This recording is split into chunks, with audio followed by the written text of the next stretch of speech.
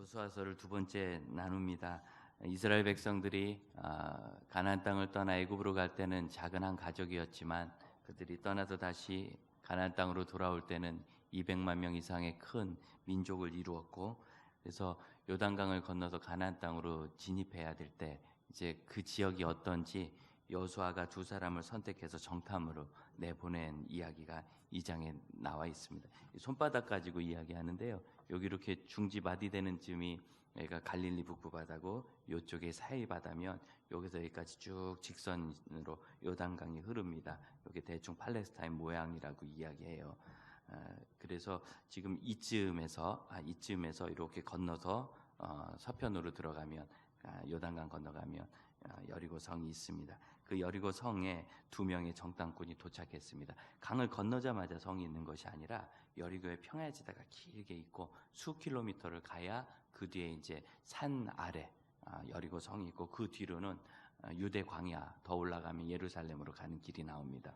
그래서 이미 정탐꾼들이 요단강을 도하해서 상당히 들어가서 여리고 성에 도착한 거예요. 그런데 들킨 거지요. 2장 2절을 보면 어떤 사람이 여리고 왕에게 정탐꾼들이 와서 라합이라는 기생의 집에 들어갔습니다. 2장 1절 보면 라합이라는 기생의 집이라고 이야기를 하고 있죠. 그래서 3절 같이 한번 읽어볼까요? 여리고 왕이 라합에게 사람을 보내 이르되 내게로 와서 그들이 온 땅을 덩탐하라. 정탐꾼을 끌어내라고 그래요. 뭐 꼼짝없이 잡히게 된 상황인데 이 여자가 뜻밖의 일을 합니다. 그 사람들 벌써 숨겨놓고 올 줄은 어떻게 알았을까요? 아주 똑똑한 사람입니다. 숨겨놓고 나는 알지 못합니다. 이렇게 해서 그 사람을 살려주는 이야기가 여기 나와요. 어디 숨겼나 그랬더니 6절에 나오네요. 지붕에 올라가 3대에 숨겼다. 이 말 그대로 3대입니다. 우리 배 짜는 그 삶 있죠. 그 대예요. 그걸 말려서 이제 일을 해야 되니까 쭉 널어놨는데 그 아래 숨겼다. 이 뭐 무거운 통나무도 아니고 툭 치면 나오는 집단만큼도 무게가 안 나가는 그런 이렇게 묶어놓지 않으니까 그런 건데 그 밑에 있었다는 것은 뭐 조사하면 금방 들키는 거예요. 그런데 하나님의 보호하심이 있어서 그들이 들키지 않았고 그들에게 이제 라합이 왜 이런 일을 했는지 이야기하는 것이 8절 이하에 있습니다. 9절을 보면은 여호와께서 이 땅을 너희에게 주신 줄을 내가 하노라. 자기가 사는 땅은 여리고 땅이고 여리고엔 여리고의 신이 있고 그들의 삶이 있는데 이방 민족들이 와서 이 민족 아니겠어요? 이미 400~500년 전에 떠난 사람들인데 그리고 원래 그 사람들 땅도 아니고 가나안인들이 이미 정착해서 지역마다 지역 부족 국가를 이루고 살고 있는데 거기 와서 차지하려고 하니까 얼마나 답답한 일이겠어요. 그런데 하나님께서 그 일을 하시는 것이고 당신들에게 주신 것을 알고 9절 하반절 심히 두려워서 간담이 녹았다. 이 히브리어 본문에는 그냥 우리가 녹았다 이렇게 돼 있어요. 사람이 녹았다는 것이 말이 안 되니까 풀어서 간담이 녹았다 이렇게 풀어서 쓰는데 영어 성경에는 그냥 사람이 녹았다, 우리가 녹았다라고 쓰는 것도 있어요.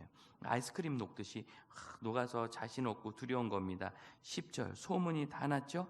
홍해를 둘러 가르게 하고 바다를 가르고 넘어오고요. 또 어떤 일이 있었는가 봤더니 요단 저쪽에 있는 아모리 사람의 두 왕 시온과 옥에게 행한 일, 그들을 진멸시킨다. 이 진멸이란 전쟁은 지금 개념으로 보면 참 잔인하게 보일 수 있는데요. 은혜의 시대니까 그곳을 완전히 없애려고 모든 것을 사람과 동물까지도 심하면 다 죽이고 건물을 다 무너뜨리고 불을 지르고 다 부서뜨린 다음에 그 위에 이제 흙을 덮어가지고 없애버리는 그런 일이에요. 이건 하나님의 큰 진노와 징벌을 의미합니다. 노아 홍수 시대에 참 끔찍한 일 아니겠어요? 노아 가족 외에는 다 죽었습니다. 그 왕조에 탄 소수의 동물들 외에는 다 죽었습니다.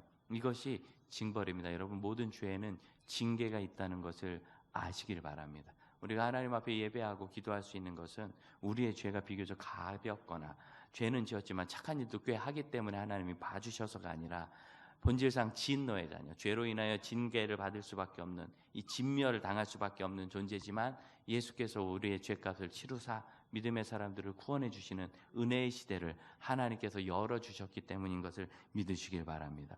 이 가나안은 세속나라, 죄와 욕망으로 가득 차고 그리고 참 말할 수 없는 추한 죄를 일상으로 저지르는 사람들에 대한 하나님의 징계를 이스라엘 백성들을 통하여 내린 것이요, 그리고 죄는 반드시 벌을 받는다, 죄를 피하고 벌을 면한 길은 없다는 출애굽기의 말씀대로 반드시 죄를 받는다, 벌을 받는다는 것을 선포하는 그런 전쟁이었어요. 그 이야기를 들었을 때 이들이 참 두려움에 빠졌습니다. 그래서 11절 보니까 너희 하나님 여호와는 위로는 하늘에서도 아래는 땅에서도 하나님이라. 하늘, 그들이 생각하는 영혼의 세계, 천상의 세계, 그리고 땅, 세상 인간들의 역사가 있는 이 땅, 그 둘 다 하나님께서 주관하고 계시니 우리가 살기를 원한다. 12절입니다. 내가 너희를 선대하였은즉 너희도 내 아버지의 집을 선대하도록 여호와께 맹세하고 내게 징표를 내라. 이렇게 되어 있어요. 그래서 결론은 이 여리고성은 이제 진멸당해서 생명이 없어지고 완전히 멸망할 성인데, 그럼 그 성에 사는 사람들은 아까 진멸 말씀드렸죠. 다 죽는 거예요. 동물까지도, 집들도 다 무너뜨릴 거예요. 다 죽는 것인데 라합은 거기서 죽지 않겠다는 거예요. 살겠다. 그럼 죽음의 땅에 사는 사람이 살기를 지금 구하고 있습니다. 이것이 가능한 겁니까? 가능한 겁니다. 그럼 믿음이란 건 무엇이냐면 사는 것을 선택하는 게 믿음이에요. 생명을 선택하는 것. 믿음이란 말, 지난 금요일 날 우리 장 선교사님이 오셔서 에무나라는 히브리어를, 믿음이라는 말, 이 에무나라는 표현으로는 하박국서에 한 번밖에 안 나옵니다. 동사형이 계속 나와요. 아만이라는 단어인데 믿다. 창세기 15장 6절에 아브라함이 여호와를 믿음에 여호와께서 이것을 의로 여기셨다 했다. 이 믿는다는 단어가 아만이고, 여기서 아멘이란 말도 나왔고, 이 아만에서 에문나라는 말도 나왔습니다. 아만이란 말은 그것을 딱 붙잡고 서서 이걸 확신을 가지고 이게 틀림없다고 그걸 버티고 서는 것, 지지하고 지탱하는 것, 신뢰하고 거기 머무는 것을 말합니다. 그래서 이 에문나라는 것은 버티고 지탱한다라는 의미가 그 안에 있어요. 하박국 2장 4절에서 에문나란 말이 구약에 한 번 나오는데, 의인은 그의 믿음으로 말미암아 살리라. 바로 이게 그겁니다. 버텨야 되는데 여러분, 그냥 버티면 믿음이 아닌 거예요. 그냥 버티면 믿음이 아니라 살 길을 찾아 버텨야 되는 겁니다. 전도를 하다 보면 복음 다 듣고 제가 죄인인 것도 인정하고 예수 그리스도 영접하고 죄 용서함 받으시겠습니까? 선물로 주시는 구원을 받으십시오. 그러면 이분이 나는 그냥 살던 대로 살겠습니다, 이러는 분들이 특히 노인들 중에 많아요. 그렇죠? 나는 그냥 살던 대로 살겠습니다. 그분도 버틴 거예요. 내가 하던 대로 하겠다는 거예요. 지탱하겠다는, 계속하겠다는 거예요. 그러나 그건 살 길이 아니죠. 그래서 믿음은 그냥 버티면 믿음이 아니라 살 길을 찾아 버텨야 믿음인 겁니다. 여기서 우리 장로교인들은 선택이라는 이 문제를 참 많이 고민을 하게 됩니다. 하나님께서 구원받을 사람과 멸망받을 사람을 이미 선택해 두셨다는데, 그러면 내가 열심히 신앙생활을 하고 예수를 믿기로 했어도 내가 하나님께서 선택해 주시지 않으면 구원 못 받은 거 아니냐? 거꾸로 아무 상관없이 살았어도 하나님이 선택하셨으면 구원 받는 거 아니냐? 그런 게 어딨냐? 라고 이야기하는 것은 선택의 교리를 굉장히 오해하는 겁니다. 제가 신학교 다닐 때 이 문제가 제일 어려웠어요. 저는 감리교인이었거든요. 우리는 선택의 문제가 별로 없어요. 열심히 하면 되니까. 열심히 믿으면 되는데, 갑자기 총신에 왔더니 생전 처음 듣는데 구약 성경부터 신약 성경까지 성경을 보니까 그런 표현들이 많이 있어요. 그래서 이 부분을 되게 많이 고민했는데 그걸 잘 가르쳐 주신 교수님이 저기 계십니다. 그래서 제가 하기가 지금 굉장히 부끄러운데, 제가 그 당시 이해하기로는 이것이 우리가 어떻게 구원받을 수 있는가 하는 구원의 과정을 보여주는 게 아니라, 구원의 조건이나 구원의 이유를 보여주는 것이 아니라 후차적인 결론이더라. 무슨 소리냐면, 분명히 어떤 사람은 참 예수 잘 믿을 것 같은 환경과 인품과 삶을 가졌는데 그렇게 끝까지 교만하고 예수의 구원을 받아들이지 않고 결국은 죽을 때까지 그냥 가더라는 거예요. 어떻게 그럴 수 있는가? 저분이 주변 사람들이 그렇게 기도도 많이 했는데. 근데 거꾸로 어떤 분들은 너무 엉망이고 저분은 예수 안 믿어도 좋을 것 같다, 이런 거. 예수를 믿더라도 다른 교회에서 믿었으면 좋겠다 싶은 분이 그렇게 하면서도 그냥 그저 나는 그래도 예수 믿고 구원받는다고 이 죄인 그렇게 회개하고 또 어쨌든 그러면서 자기도 해결을 못하면서, 그런데 결국엔 신앙을 신실하게 지키려고 애쓰고 예수님을 나의 구주로 고백하고 주 예수여 나를 받아주옵소서 이러고 가더라는 거예요. 이걸 어떻게 설명할 것이냐? 그랬을 때 성경이 우리에게 하나님의 구원의 은혜를 설명하실 때 내가 너를 너희 어머니 뱃속에서 태어나기도 전에 너를 알았고 너를 구별했다. 하나님의 크신 사랑과 구원의 섭리를 거기 표현하고 있더라는 거예요. 그래서 이걸 예수 믿을지 안 믿을지 판별하는 도구, 전도를 할지 말지 결정하는 도구로 쓰면 안 되고, 우리의 구원을 내가 예수 믿는데 내가 능력이 있어서 이 믿음을 가졌다 생각하지도 말고, 똑똑해서 가졌다 생각하지도 말고, 진멸당할 죄인인데 하나님이 주시는 은혜니 겸손히 받아서 그 다음부터는 하나님이 나를 택하셨다는 굳은 믿음으로 은혜롭게 살아라. 제가 이렇게 이해했는데 맞나요? 그렇게 말하면서도 제가 좀 쑥스러워요. 왜 그러냐면 이게 인간의 말로 설명이 불가능한 거예요. 왜? 영혼의 일이잖아요. 죄값의 일이고, 사람이 사람의 일도 해결을 못합니다. 아니, 사람이 사람의 일을 해결하면 왜 암에 걸리겠어요? 여러분, 암세포가 밖에서 들어옵니까? 내 몸에서 자랍니까? 내 몸에서 자라요. 내 몸인데 해결이 안 돼. 내 보이는 것도. 그 해결이 잘 되면 여러분 다 서울대학 의대에 갔지. 그죠? 세상에 있는 수많은 지식, 분명히 그 지식이거든요. 누군 풀더라고요. 근데 우리는 안 풀어서 겸손하게 여기 있잖아요. 아니, 그런데 세상에 있는 이 현상계의 일도 그 정도인데, 영혼과 구원과 죄사함에 관한 일을 사람의 언어로 명확하게 설명해낼 수 있다는 게 가능한 거냐 말이죠. 그러니까 우리가 믿음을 가질 때 이걸 명확히 내가 알아야 믿겠다는 것처럼 교만한 게 없어요. 그럴 사람은 아인슈타인만큼 수학을 잘 풀고, 그리고 천재적으로 어학도 잘하고 세상의 이치를 다 깨달은 다음에, 내가 세상을 너무 다 깨달아서 이제는 더 깨달을 게 없으니까 영혼에 대한 걸 좀 알아보겠다, 그럼 모르겠어요. 모른다는 뜻이 아니라 명확히 할 수가 없다는 거예요. 명확히. 중요한 건 이겁니다. 하나님은요, 우리가 하나님을 믿기로 결정할 수 있는 여지를 성경에서 계속 두고 계세요. 대표적인 사람이 라합인 거예요. 그래서 히브리서 11장 31절, 믿음으로 기생 라합은 청당꾼을 평안히 영접하였으므로 순종하지 아니한 자와 함께 멸망당하지 아니하였다. 이게 무슨 뜻이냐면, 여러분, 이 성은 멸망당할 성 아니겠어요? 멸망당할 성인데, 그 사람들도요, 하나님이 하늘의 하나님, 땅의 하나님, 홍해를 가르시고 이스라엘 백성들에게 이 땅을 주신 분인 걸 다 알아요. 잘 보세요. 다시 한번. 자, 9절을 보면, 이 땅을 너희에게 주신 것을 내가 아노라. 이 땅 주민들이 다 너희 앞에 감담이 녹았다. 이 땅 주민들이 왜 다 감담이 녹았을까요? 그들도 다 알아요. 그들도. 이해되시죠? 여리고 사람들이 이미 하나님께서 이 땅을 이스라엘 백성들에게 주셨고 여긴 진멸당할 거라는 걸 다 알아요. 요단과 홍해를 가르신 분이고 그 광야 40년을 기가 막히게, 여러분, 이 소문 다 났을 거예요. 광야에 200만 명 넘는 사람들이 떠돌아다니는데 텐트 치고 뭐 먹고 산대? 아침마다 나가면 뭘 포간대, 만나를. 여러분, 이 얘기가 기가 막힌 거 아닙니까? 우리 같으면 구경 가야 되는 거예요. 이 기가 막힌 이야기 40년이나 했어요. 옷은 뭐해 입었대? 안 다뤘대. 거기 물이 없는데 파위를 두드리니까 나왔대. 뭐 기가 막힌 이야기. 고기는 어떻게 했대? 새가 나 좀 잡아 잡수소 하고 날라왔대. 이런 기가 막힌 이야기를 다 들은 거예요. 여리고 사람들이 다 알아요. 왜? 그 역사가 9,000년 된 성읍이고요. 그리고 그 당시 제일 오래된 성읍이고, 아주 거기가 그냥 무역로고, 거기에 소문이 다 모이는 도매. 그래서 다 알고, 아주 11절 보세요. 우리가 듣자 마음이 곧 녹았고, 자기 혼자 들은 게 아니에요. 여리고 사람들이 다 들었어요. 이걸 다 아는데 나머지 여리고 사람들은 멸망할 자가 되어서 이 하나님을 믿기로 하지 않은 거예요.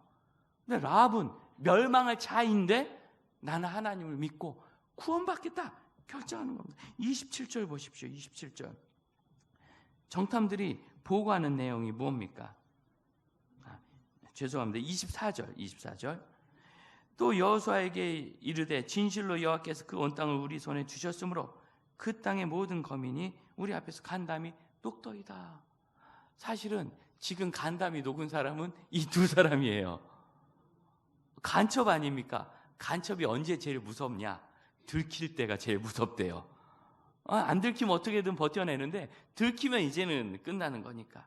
그리고 대부분의 모든 국가가 제일 끔찍한 형벌로 다스리는 죄가 간첩죄입니다.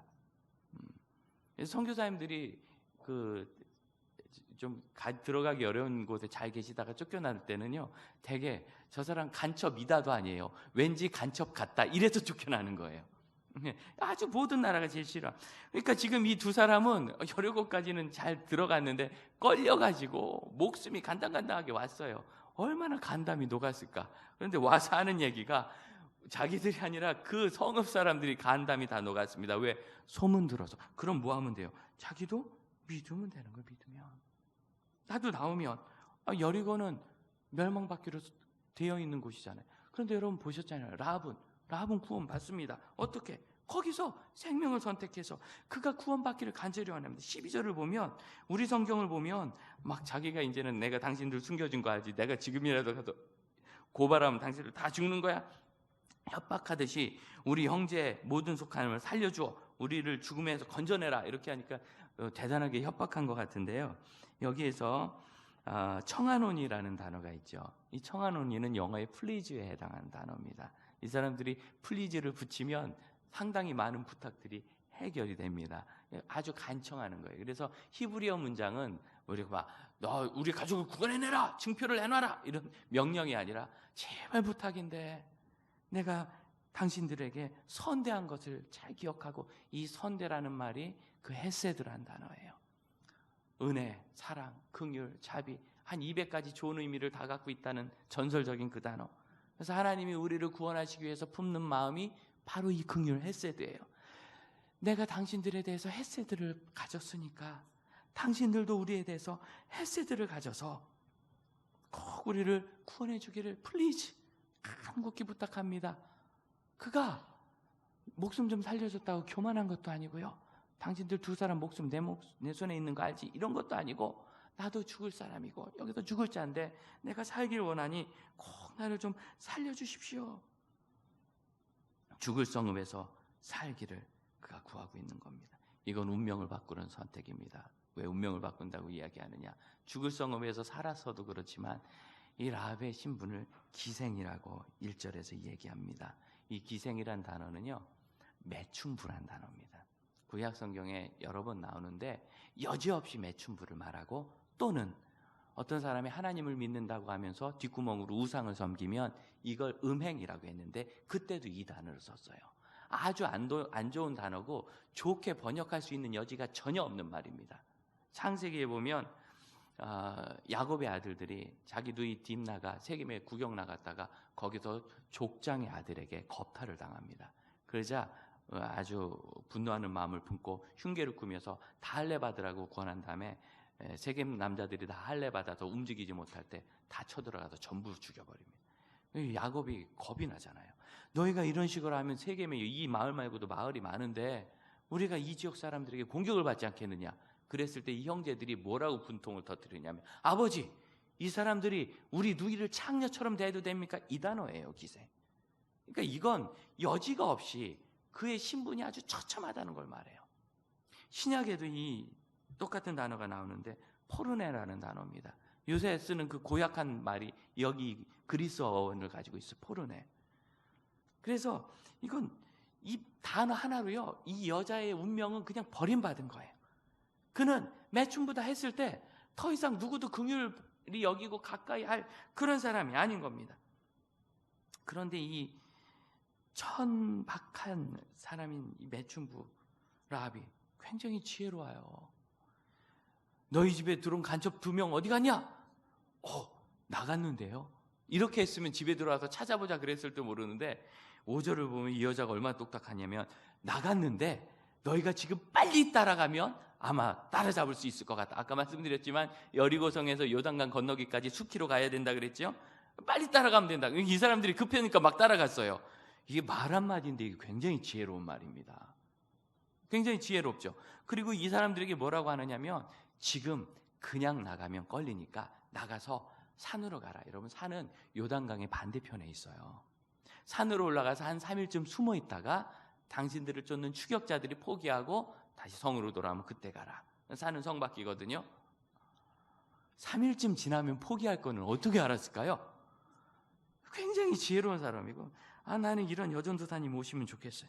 얼마나 똑똑한지 몰라. 좀 신부는 그런데 이 지혜로운 여인은 그 지혜로 돈 버는데, 먹고 사는데 어떻게 하면 이 멸망하는 여리고에서 우리 집만 살아날까 재주 부리는 데 사용하지 않고 잘 판단해서, 아, 하나님 정말 살아계시구나.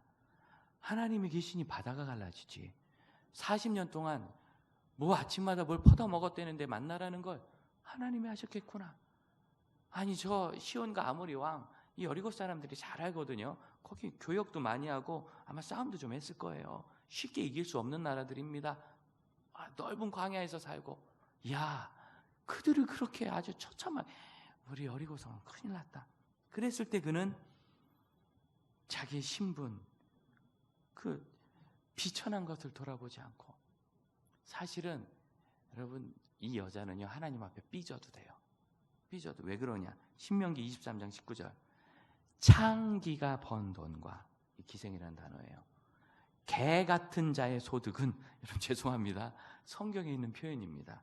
창기가 번 돈과 개 같은 자의 소득은 어떤 서원하는 일로든지 내 하나님 여호와의 전에 가져오지 말라. 이 둘 다 하나님께 가증한 것이다. 이 가증은 아주 짜증나고 막 지긋지긋하고 그냥 보기도 싫은, 증오하는.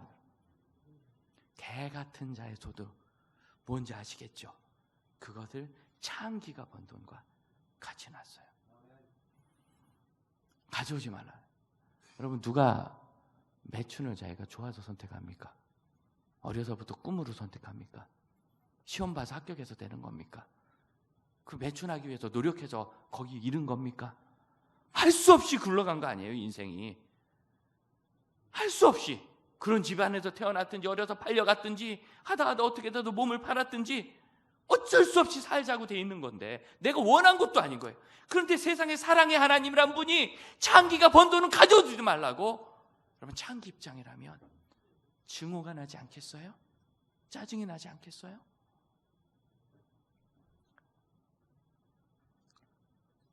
우리 교회 하나님이 제주 선교길도 지금 열고 계신데 참 아름답고 보람 있게 해나갈 수 있을 것 같아요.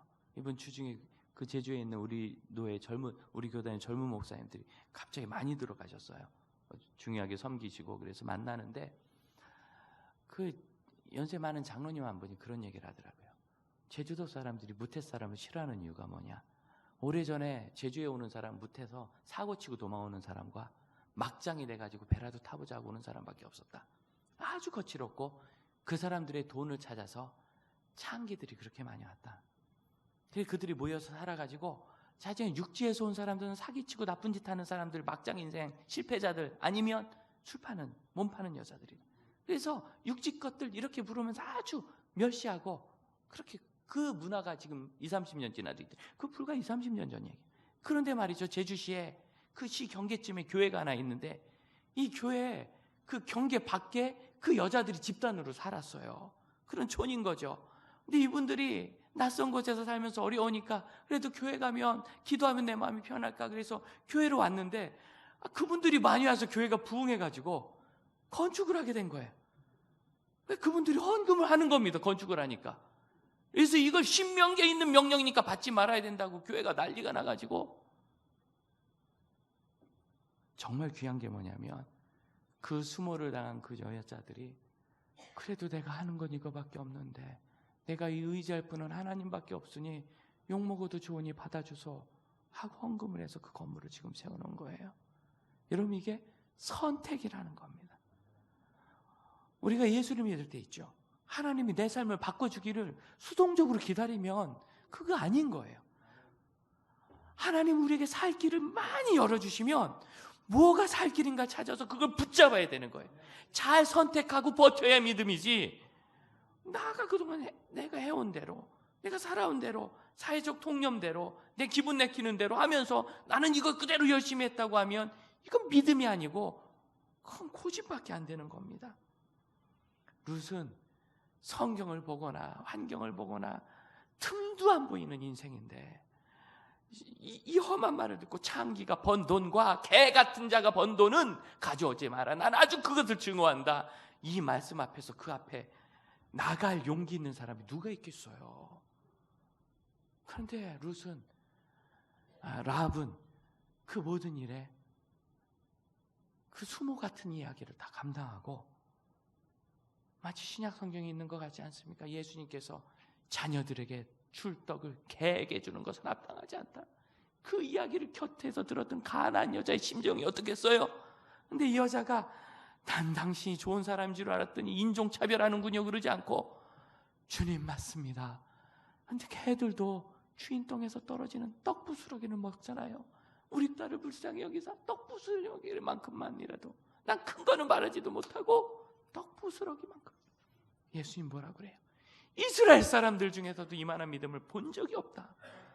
만일 우리가 우리의 환경이, 내 처지가, 내가 알고 있는 것이, 내가 경험한 것이 하나님께 나가는 것을 자꾸 가로막는다면 그것은 하나님께서 이래도 네가 나를 찾겠느냐라고 부르시는, 너의 믿음이 진실하냐라고 부르시는 길이라는 걸 믿으시기 바랍니다.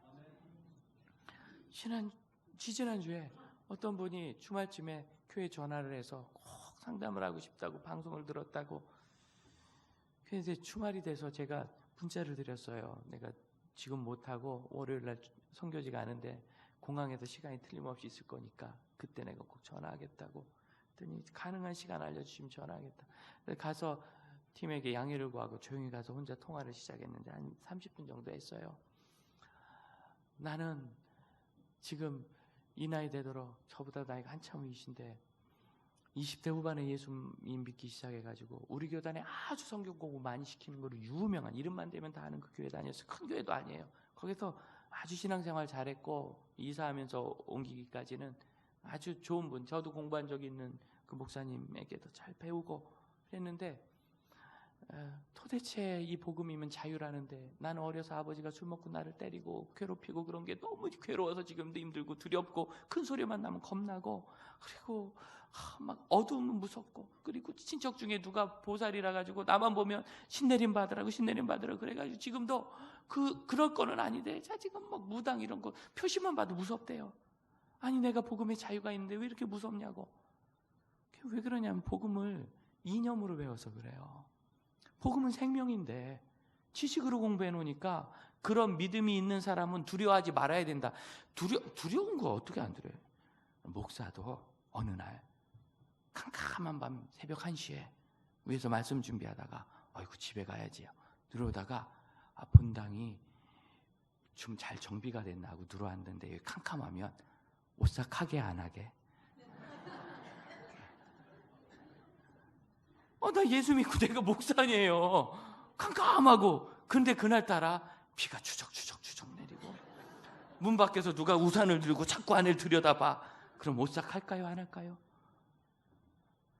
뭘 그래요. 안 그렇다는 거 알고 오싹할 상황인데 오싹한데 견디면 되는 거지. 그분은 자기 삶에 있는 짐을 계속 지고 살아요. 그럼 물어봐요. 목사님도 알코올 중독이 있은 아버지 밑에서 그렇게 험하게 자라신 거 자기가 다 들었대. 어디서 또 다 뒷조사를 했어요.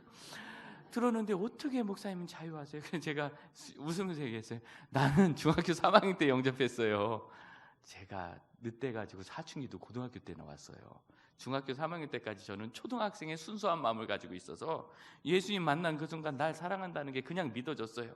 그래서 해결이 됐지만 자매님은 4춘기, 5춘기, 6춘기 지나서 27에 고생하다 예수 만났으니까 그 옛날의 감정이 남아있을 수밖에 없습니다. 그래도 괜찮다는 걸 아시오. 그랬더니 그렇게 울어요. 그리고 아주 좋다고. 왜 불행한 운명에 산다고 해서 그것에 얽매여가지고 나는 이럴 수밖에 없어. 나는 앞에 나갈 수 없어. 나는 가질 수 없어.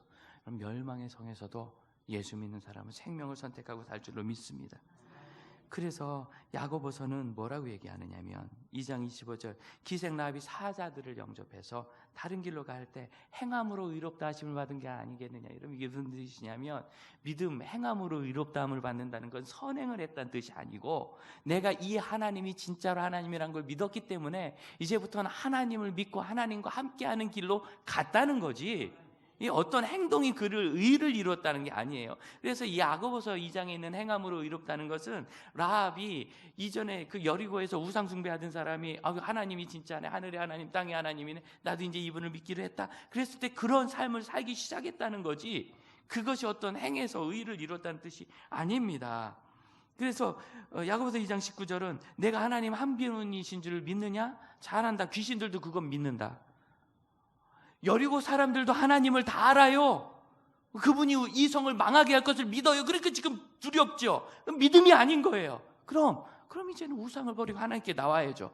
여리고 구원 받을까요? 그럼 하나님이 나만 차별 대우하시는 게 아닙니다. 안 하니까 그러지. 안 하니까. 아직도 어둠과 증오와 두려움과 수치에 성에 갇혀 계십니까? 아버지께 나오시기를 축복합니다. 그리고 그런 선택을 하면 그것이 우리를 바꿉니다.